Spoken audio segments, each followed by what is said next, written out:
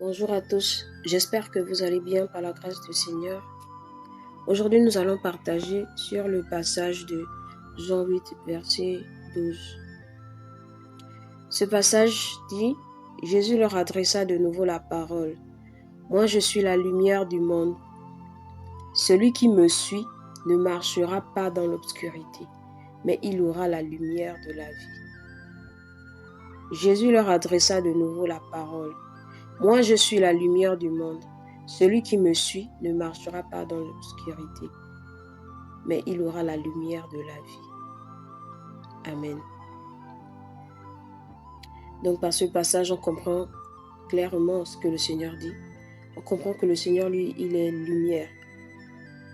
Et il dit, en fait, que celui qui le suit, celui qui marche avec lui, ne marchera pas dans l'obscurité.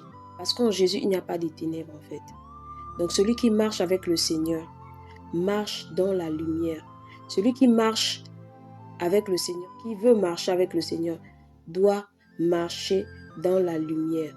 Et cette personne, le Seigneur dit que celui qui marche avec lui, non seulement il ne marche pas dans les ténèbres, mais cette personne aura la lumière de la vie. Mais il aura la lumière de la vie. Parce que plus tu te rapproches du Seigneur, plus tu reçois cette nature du Seigneur. Plus tu te rapproches du Seigneur, plus tu as ce désir de sainteté, de sanctification, plus tu as ce désir de lui plaire, de faire tout pour réjouir son cœur. En tant qu'enfant du Seigneur, nous sommes des lumières. Parce que notre Père, il est lumière. Et donc cette lumière, ce n'est pas pour un temps. Cette lumière doit nous accompagner tous les jours. C'est cette lumière qui témoigne de lui. Lorsque tu marches dans la rue, quelqu'un peut te remarquer et puis te dire « Oh, ma soeur, tu brilles. Oh, mon frère, tu brilles. » Parfois, tu n'es pas forcément une personne qui, comme la Bible dit, belle de figure, mais parce qu'il y a quelque chose de particulier en toi, ça se fait ressortir simplement. La lumière du Seigneur, c'est ce qui nous rend beau, qui nous rend belle. C'est cette lumière avec laquelle nous marchons tous les jours. Et cette lumière attire la faveur même des hommes sur nous. Parfois, il y a une personne qui doit t'aider, qui veut t'aider par rapport à quelque chose. Lui-même, il ne sait pas pourquoi, lui-même, il ne comprend pas pourquoi. Mais quand il te regarde, il a ce désir de t'aider. Et c'est comme ça, c'est la lumière du Seigneur qui le fait en fait. Et j'aimerais qu'on lise aussi un autre passage. Éphésiens 5, verset 8. Autrefois, vous étiez ténèbres. Maintenant, vous êtes lumière. Maintenant, marchez comme des enfants de lumière. Je reprends. Éphésiens 5, verset 8. Autrefois, vous étiez ténèbres. Maintenant, vous êtes lumière. Maintenant, marchez comme des enfants de lumière. Le passage est clair. Autrefois, vous étiez ténèbres. Maintenant, vous êtes lumière. Lorsqu'on était loin du Seigneur, lorsqu'on était dans le monde, on était dans les ténèbres. Maintenant, nous sommes aussi lumière comme notre Père. C'est comme les fruits. Un attangatier ne va jamais donner des mangues. C'est comme un manguier, il ne pourra jamais donner des avocats. Parce que ce ne sont pas en fait les fruits. Ce ne sont pas les fruits qu'il peut donner. Chaque arbre a son fruit. Et c'est comme ça, c'est ce que la nature nous enseigne. Donc, plus tu te rapproches du Seigneur. Si tu es cet enfant du Seigneur et que tu marches dans la lumière, toi aussi tu es lumière. C'est ce que la parole nous dit. Vous étiez autrefois dans les ténèbres, maintenant vous êtes lumière. Et on dit, le passage dit quoi? Marchez maintenant comme des enfants de lumière. Un enfant de lumière, il a une façon de marcher qui est différente de ce monde. Et lorsqu'on lit le livre de Romains, on va le prendre ce passage. Je vais lire donc dans le livre de Romains 12, à partir du premier verset, version seconde. Je vous exhorte donc, frères, par les compassions de Dieu, à offrir vos corps comme un sacrifice vivant, saint, agréable à Dieu, ce qui sera de votre part un culte raisonnable. Dans d'autres versions, on dit ce qui sera conforme à la parole de Dieu. Dans une autre version encore, de la Osterval, on dit ce qui sera un service raisonnable. Donc pourquoi je prends ce passage? C'est pour dire qu'un enfant de lumière, son corps appartient à Jésus, son corps appartient à Yahweh. Il vit maintenant selon le Seigneur, il ne vit plus selon lui, il ne vit plus selon les penchants de sa chair. Donc il n'y a pas ce débat-là que je suis enfant de lumière, mais je peux de temps en temps aller en boîte de nuit. Il n'y a pas ce débat-là que je suis enfant de lumière, mais je peux continuer à écouter la musique mondaine. Non, il y a une séparation.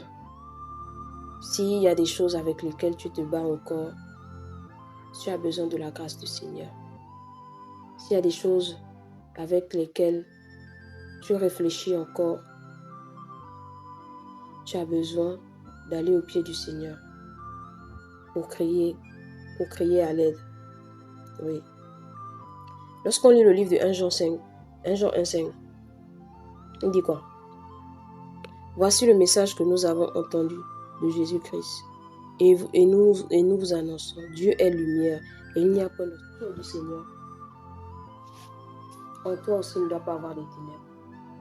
Parce qu'en ton Père, en ton Seigneur, en ton Maître, il n'y a point de ténèbres. Et voici encore un autre verset 1 Jean 1,6. Si nous prétendons être en communion avec lui, tout en vivant dans les ténèbres, nous sommes des menteurs et nous agissons pas comme la vérité l'exige. Je reprends. Si nous prétendons être en communion avec lui, tout en vivant dans les ténèbres, nous sommes des menteurs et nous n'agissons pas comme la vérité l'exige. Le passage est vraiment très clair, ce passage. Il est vraiment très clair. Il dit que si on prétend être en communion avec le Seigneur, mais que nous vivons dans les ténèbres, alors nous sommes des menteurs. Si je prétends être du Seigneur, appartenir au royaume céleste, appartenir à Jésus, mais que je vis dans les ténèbres, même si les hommes ne le voient pas, lorsque le Seigneur me voit, il sait que je suis une menteuse. Si je prétends, en tant que frère, je prétends appartenir au Seigneur, mais je vis ma vie de débauche, de désordre dans le secret, mais quand je suis en assemblée, je suis pur, je suis vraiment saint devant les frères et sœurs. Quand le Seigneur me regarde, il va dire, voici un menteur. Parce que c'est ce que la parole me dit. Parce que je ne vis pas selon la parole, alors je suis un menteur. On va avancer encore un peu. Voici un autre passage, 1 Jean 1,7. Mais si nous vivons dans la lumière, tout comme Dieu lui-même est lumière, alors nous sommes en communion les uns avec les autres. Et parce que Jésus, son Fils, a versé son sang, nous sommes purifiés de tout péché. Amen.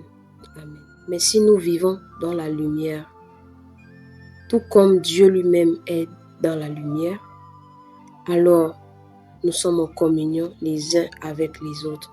Je vais d'abord m'arrêter là. Lorsque nous marchons dans la lumière et que nous nous retrouvons entre frères et sœurs, cette communion ne sera parfaite que lorsque nous serons vrais les uns avec les autres, tout en étant dans la lumière. Et cette lumière va se refléter par la manifestation de la présence du Seigneur, notre Père. Oui, parce que là où les enfants du Seigneur sont, il ne peut ne pas venir en fait. Parfois, il y a des frères, il y a des sœurs qui peuvent dire « Non, moi je ne vais pas à cet endroit, il y a les ténèbres. Non, moi je ne vais pas à cet endroit, je ne vais pas être là parce que là-bas c'est la mort. » Mais mon frère, ma soeur, toi qui as la lumière, apporte la lumière. Ça dépend des endroits. Ça dépend aussi des endroits. Mais lorsque tu arrives dans un endroit, parce que toi tu as la lumière du Seigneur, parce que toi tu es enfant de lumière et que tu es lumière, tu dois apporter la lumière. Tu dois imposer cette lumière où que tu ailles, dans ton lieu de travail, dans ton établissement scolaire, peu importe, dans ton environnement. Tu dois imposer cette lumière. Et lorsqu'on continue encore dans le passage, on dit, et nous sommes aussi en communion avec le Seigneur Jésus. Et nous sommes en communion avec lui. Donc, là on comprend que lorsque je marche dans la lumière, je suis en communion avec Jésus. Lorsque je marche dans la lumière, lorsque je fais la volonté du Seigneur, lorsque je m'applique à faire ce que le Seigneur attend de moi, à être là où je dois être, en tant qu'enfant de lumière, alors je suis en communion avec le Père. Après, il y a des combats, il y a des difficultés, mais par lui, il crée en nous le vouloir et le faire. Même pour marcher dans cette lumière, ce n'est pas par nos propres forces. Ce n'est pas par nos efforts. Le Seigneur ne va pas dire que cette fils-là, il jeûne beaucoup. Cette fille-là, vraiment, cette soeur-là, vraiment, oh waouh, elle prie beaucoup. Ce n'est pas du ressort de nos efforts. Parce que sans le Seigneur, nous sommes faibles. À cette soumission, de cette obéissance. Et j'aimerais m'adresser à tous ceux qui se sentent faibles, tous qui sont sur le point d'abandonner, de tout lâcher. Il y a un cantique que j'ai écouté il y a de cela vraiment des années qui m'a beaucoup encouragé. Ce cantique, juste les premières paroles, ça dit « Si j'avais tout inventé, j'aurais toutes les raisons de baisser les bras. » Si tu sais que tu as inventé Jésus, que Jésus là, il n'est pas réel, que tu n'as rien vécu avec lui, que tu n'as rien... tu n'as rien vécu, tu n'as pas connu le Seigneur et que tu mens aux gens et que tu crois, tu fais croire aux gens que oui, je suis chrétien juste comme ça, je vais en assemblée et puis voilà quoi, je suis un mode de vie. Et si tu sais qu'en toi, en fait, tu as inventé ça, tu as une raison d'abandonner mon frère, tu as une raison d'abandonner ma soeur. Mais si tu sais en qui tu as cru, si tu sais d'où Jésus t'a sorti, comme il a sorti Israël d'Égypte, comme il a sorti son peuple d'Égypte, si tu sais comment le Seigneur t'a sorti de la boue, comment il t'a lavé, comment il t'a nettoyé, comment il t'a purifié, comment il t'a sanctifié, si quand tu regardes à ta vie, aujourd'hui, tu sais que si Jésus n'était pas venu, tu serais déjà mort, tu serais déjà en enfer, tu vas persévérer. Tu vas continuer à marcher dans cette lumière. Et le diable te faire croire que tu es faible en fait, que tu n'as rien, que tu ne peux rien. Alors que c'est faux, c'est vraiment faux, c'est faux. Tu as la force d'avancer, de persévérer. Toi qui es tombé, tu as cette force de te relever. Le Seigneur a tout mis, et il a tout mis en place pour que tu reviennes comme le fils prodigue. Ne reste pas dans ton état. Cours dans les bras de papa. Ne reste pas dans la boue. Lève-toi. Et va vers ton Père. N'attends pas de te nettoyer. Tu ne pourras jamais te nettoyer assez. Mais lui, il peut le faire. Il peut complètement le faire. Oh Adonai, Père, je te bénis, je te rends grâce pour ce message. Je crois que tu es fidèle et que tu touches chaque cœur qui va écouter ce message. Que tu vas encore édifier chacun. Tu vas encore booster la foi de quelqu'un, Adonai. Yahweh, aide-nous à tes enfants de lumière. Ce n'est pas toujours facile parce que nous vivons dans un monde rempli de péchés. Un monde où le mal s'accroît de plus en plus. Et nous avons besoin de nous préparer à ton retour, à ta rencontre. Et c'est seulement les enfants de lumière qui partiront. Et nous voulons réaliser cela, nous voulons réaliser notre identité, Père. Accorde-nous ta grâce. Accorde-nous ta grâce, Yahweh. Qui sommes-nous sans toi? Que pouvons-nous faire sans toi? Rien. C'est pourquoi nous crions à toi maintenant, afin que tu nous donnes d'être des enfants de lumière. Aide-nous à être des enfants de lumière, Seigneur. Aide-nous à marcher dans ta lumière, à ne pas être des menteurs, à ne pas prétendre, Seigneur, lorsque nous sommes avec les frères et sœurs, avoir une apparence et dans le secret être autre chose. Oh Seigneur, nous refusons cela. Nous refusons cette double vie. Nous refusons, Seigneur, cette vie que tu n'as pas prévue pour nous. Nous voulons continuellement marcher selon ta volonté. Nous soumettre à toi, demeurer dans l'obéissance. Que toute la gloire te soit donnée.